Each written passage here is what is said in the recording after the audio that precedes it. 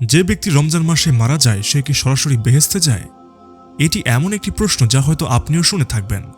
তাই আজ আমরা আপনাদের বলতে যাচ্ছি যে রমজান মাসে মারা গেলে সে কোথায় যায়, এবং একই সাথে আমরা আপনাদের জানাতে যাচ্ছি রমজান মাসে কোন কোন 7টি জিনিস খাওয়া উচিত নয় এবং এই 7টি জিনিস কি কি। আসুন আপনাদেরকে বলে দেই।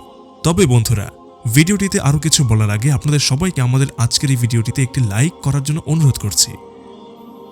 তো চলুন বন্ধুরা শুরু করি। বন্ধুরা, বেশিরভাগ মানুষের মনের মধ্যে একটি প্রশ্ন থাকে যে রমজান মাসে মৃত্যুবরণ করলে সে নাকি সরাসরি বেহেশতে চলে যায় এবং তার কবরে নাকি কোনো নির্যাতন হয় না। তো বন্ধুরা, এই কথাটি সত্য যে রমজান মাসে যে ব্যক্তি মৃত্যুবরণ করে, যার মৃত্যু রমজান মাসে হয়ে থাকে, তার কবরে কোনো হিসাব নিকাশ থাকবে না এবং হাসরের ময়দানে আল্লাহ পাক তার সঙ্গে খুব সহজ হয়ে যাবেন এবং তার বেহেশতে যাওয়ার দেখভাল স্বয়ং আল্লাহ পাক নিজেই করে দেন। হযরত সৈয়দনা আব্দুল বিন মাসউদ রাদিয়াল্লাহু তাআলা আনহু থেকে বর্ণিত আছে যে আল্লাহর প্রিয় নবী সাল্লাল্লাহু আলাইহি সাল্লাম বলেছেন, যে ব্যক্তি রমজান মাসে মৃত্যুবরণ করবে সে জান্নাতে প্রবেশ করবে, এবং যে ব্যক্তি আরাফার দিনে অর্থাৎ 9 জিলহজে মারা যাবে সেও জান্নাতে প্রবেশ করবে, এবং যে ব্যক্তি সদকা করা অবস্থায় মারা যায় সেও বেহেশতে প্রবেশ করবে। হযরত আনাস বিন মালিক রাদিয়াল্লাহু তাআলা আনহু থেকে বর্ণিত আছে যে রমজান মাসে প্রত্যেক মৃত ব্যক্তির কবরগুলো থেকে আযাব উঠিয়ে নেওয়া হয়।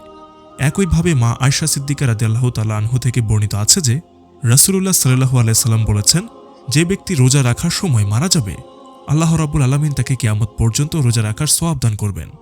তাহলে বন্ধুরা, যদি কেউ মাহে রমজানে মৃত্যুবরণ করে এবং সে তার ঈমান রক্ষা করে নিয়ে যায়, অর্থাৎ ইসলামের বিশ্বাসে এসে মৃত্যুবরণ করলে তার কাছে কবরের হিসাব মিটে যাবে এবং আল্লাহ পাক হাসরের ময়দানে তার সাথে খুব সহজ হবেন।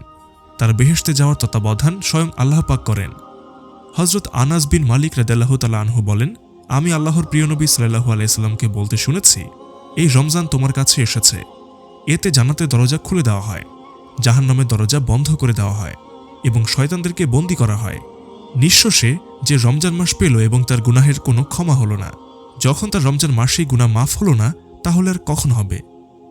তো বন্ধুরা, এখন আমরা সেই 7টি জিনিস সম্পর্কে বলি যা আপনার রমজান মাসে খাওয়া বা পান করা উচিত নয়। নম্বর 1, বেশি ভাজা খাবার খাবেন না। বন্ধুরা, কেউ কেউ অভিযোগ করেন যে রোজা রাখার সময় তারা দিনের বেলা বেশি তৃষ্ণা অনুভব করেন।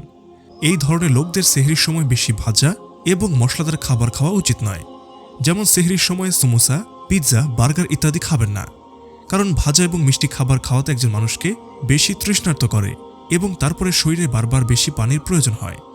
এর পরিবর্তে সেহরিতে প্রোটিন, ফাইবার এবং কার্বোহাইড্রেট সমৃদ্ধ খাবার গ্রহণ করুন, যেমন দুধ, দই এবং ফল ইত্যাদি যতটা সম্ভব ব্যবহার করুন। এতে আপনার তৃষ্ণা কম লাগবে। আর একটি কথা মনে রাখবেন, সেহরিতে মিষ্টি খাবার খাবেন না। তাছাড়া ইফতারে সমোসা ও পাকোড়া খেতেও এড়িয়ে চলুন, কারণ আজকাল এটাও দেখা যাচ্ছে যে মানুষ ইফতারে হৃদয়ের তৃপ্তির জন্য সমোসা এবং পাকোড়া মন ভরে খায়, এবং কিছু লোক তো প্রতিদিনই ইফতারে সমোসা এবং পাকোড়া চায়, কিন্তু আপনি তা করবেন না। শুধুমাত্র একটু খাবেন, এটাই যথেষ্ট। নম্বর 2, ইফতারির সময় কোল্ড ড্রিঙ্কস পান করবেন না। বন্ধুরা, ইফতারির সময় পেপসি, কোকাকোলা, লিমকা, স্প্রাইট ইত্যাদি কোল্ড ড্রিঙ্কস পান করা থেকে বিরত থাকুন, কারণ কোল্ড ড্রিঙ্কসে গ্যাস থাকে। একজন ব্যক্তি সারাদিনে কিছুই খাওয়া দাওয়া করে না, এমন অবস্থায় গ্যাসযুক্ত ঠান্ডা পানি পান করলে কিডনির বেশি ক্ষতি হয়। এর পরিবর্তে লেবুর পানি অথবা শরবত কিংবা জুস পান করুন, এটি আমাদের শরীরের জন্য খুবই উপকারী। নম্বর 3, সেহরিতে দই ব্যবহার করুন। বন্ধুরা, সেহরির সময় দইয়ের সাথে রুটি খান, অর্থাৎ সেহরির সময় যতটা সম্ভব দই ব্যবহার করুন। যারা দই খেতে পছন্দ করে না তারা দই লাচ্ছি বানিয়ে পান করুন। কিছুক্ষণ পর এর মধ্যে সবুজ এলাচ দিন, পানি ঢেলে ব্যবহার করুন। ইনশাল্লাহ সারাদিন নির্বিঘ্নে ও শান্তিতে কাটবে। এর পাশাপাশি আরেকটি বিষয় মাথায় রাখবেন, ইফতারের পর যতটা সম্ভব পানি পান করুন, কারণ সারাদিন রোজা রাখার পর শরীরে প্রচুর পরিমাণে পানির অভাব হয়। তাই পুরুষদের কমপক্ষে 2.5 লিটার পানি পান করা উচিত এবং মহিলাদের 2 লিটার পানি পান করা উচিত। খাবার খাওয়ার কিছু সময় পরে এই পানি পান করা উচিত, কারণ ইফতারির সময় একজন ব্যক্তি শুধুমাত্র পানি বেশি পান করে থাকে এবং খাবার অনেক কম খায়। তাই আপনি খাবার খাওয়ার পরে পানি পান করুন। নম্বর 4, ইফতারে খেজুর ব্যবহার অবশ্যই করবেন। বন্ধুরা, খেজুর ব্যবহারে শরীরে তাপ আসে, কিন্তু খেজুরকে যদি পানি বা দুধে ভিজিয়ে শরবত বানিয়ে পান করা হয় তবে এর থেকে কার্যকরী আর কিছুই হবে না। তবে মনে রাখবেন, খেজুরের শরবতে চুমুক দিতে হবে। এটি পানির সাথে অর্থাৎ গোলানোর পর পান করবেন, এতে আপনার শরীরে তাপ, জ্বালাপোড়া এবং ক্লান্তি মুহূর্তের মধ্যে দূর হয়ে যাবে। নম্বর 5, সেহরির সময় সাদা ভাত খাবেন না। বন্ধুরা, ভুল করেও সেহরির সময় ভাত খাওয়া উচিত নয়, কারণ সাদা ভাত মানুষের পেটে দ্রুত হজম হয়ে যায় এবং সাদা ভাতে সাধারণ কার্বোহাইড্রেট থাকায় তা শরীরে ইনসুলিনের মাত্রা বাড়িয়ে দিতে পারে। তাই সেহরির সময় সাদা ভাত খাবেন না। নম্বর 6, ইফতারের সময় প্রয়োজনের বেশি খাবেন না।